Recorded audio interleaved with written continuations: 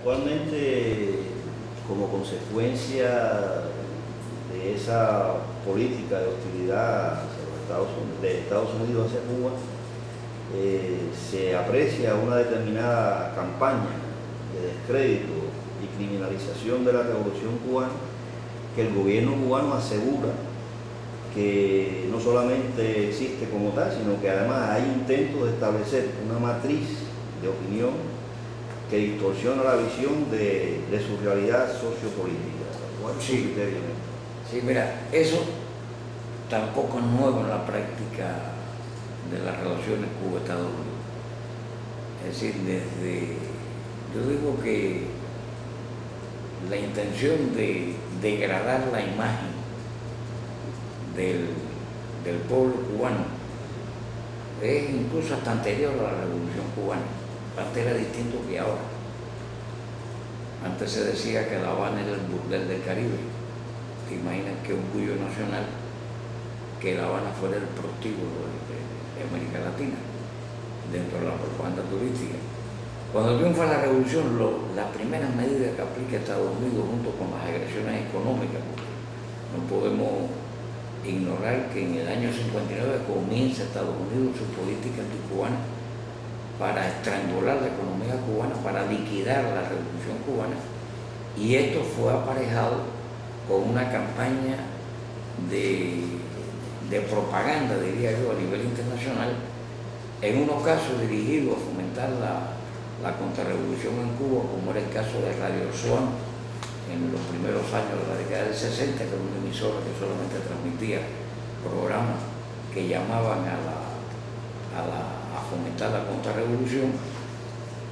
Se valieron de cuantas cosas fue posible. Tampoco podemos olvidar la Operación Peter Pan, del cual hay un libro fabuloso, que yo digo que es una de las acciones genocidias más importantes que se hizo contra Cuba y que el mundo debería de conocer más y condenar más, porque a partir de la falsificación de una ley que nunca existió, de que se perdía la patria potestad de los hijos, eso estimuló principalmente a sectores de la pequeña burguesía y de la media burguesía a enviar a sus hijos a Estados Unidos, familias que más nunca algunos de ellos lograron ver a sus hijos, y fueron más de 15.000 niños los que fueron desarraigados de sus padres y enviados a Estados Unidos. Y eso se hizo en base a un programa, a una acción muy dirigida de desinformación en el plano nacional y en el plano internacional, porque eso fue acompañado también a tratar de denigrar a la revolución cubana en el plano internacional. Girón, el ataque a Girón, no podemos verlo fuera de ese contexto, porque también fue motivado precisamente, crearon una imagen internacional de que en Cuba el descontento era muy grande y que un grupo de cubanos, cuando eran realmente mercenarios, apoyados por Estados Unidos, iban a derrocar en cuestión de minutos a la revolución cubana. También le falló el tiro. Si uno tiene la historia desde el año 59 hasta el presente, se da cuenta que la campaña mediática actual, orquestada por la Unión Europea, y que detrás está el imperialismo, porque eso forma parte de ese diseño de los Estados Unidos, que se gastan el dinero en esto. No sé si los que escuchan esto en Canarias lo saben, pero el gobierno norteamericano da cada año más de 60 millones de dólares a fomentar la contrarrevolución interna y a distorsionar la imagen de la revolución cubana en el exterior. Y ahora han enarbolado el tema de los derechos humanos, es decir, han tratado de fabricar un héroe de la lucha anticomunista en un delincuente común. Cayó preso por delincuente, y yo creo que los delincuentes caen presos en cualquier país del mundo.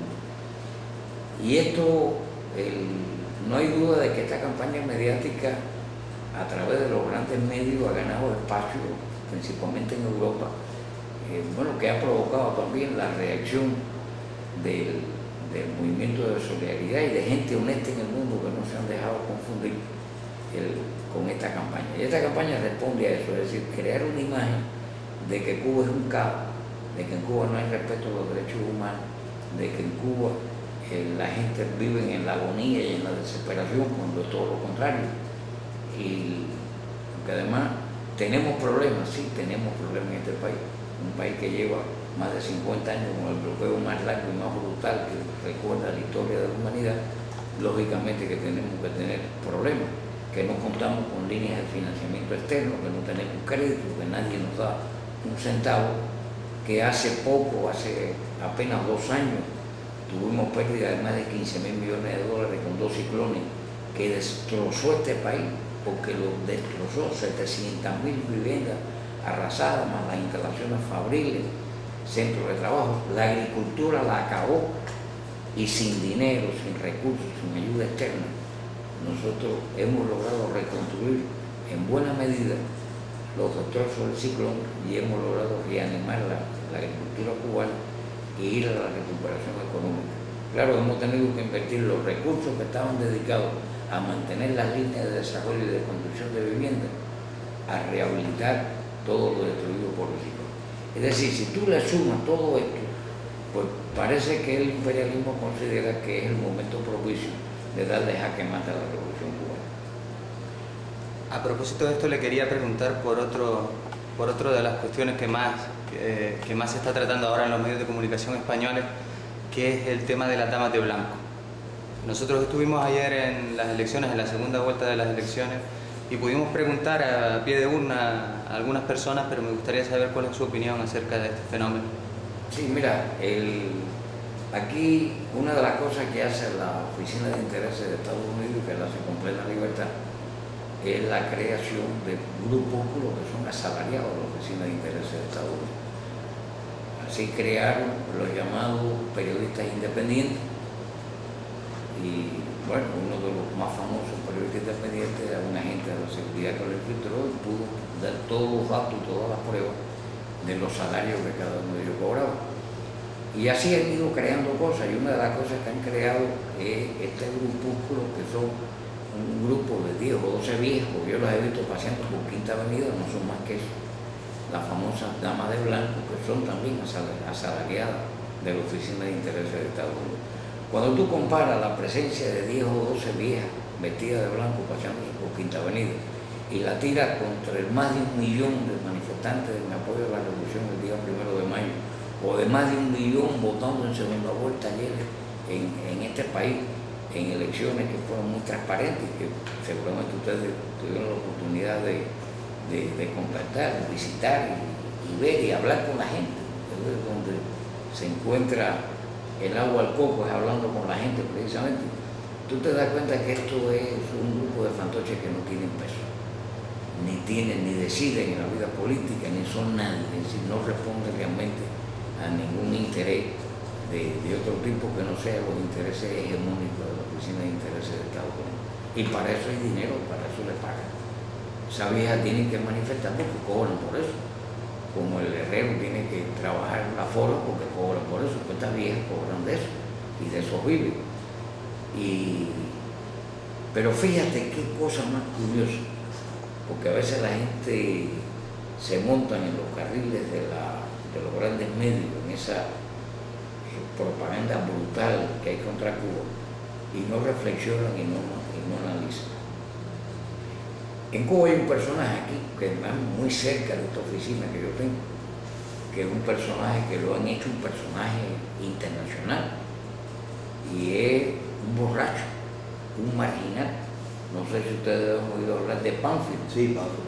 Pues Pánfilo, un gran personaje en Miami. Un gran personaje en Miami, hijo de madre alcohólica, y él, como buen hijo, pues un alcohólico, un delincuente, lo ha convertido en un gran personaje. Pánfilo le da una botella y dice: ¿y tú qué quieres? Yo jama, aquí lo que hace falta es jama. Es comida, ¿no? En el arroz.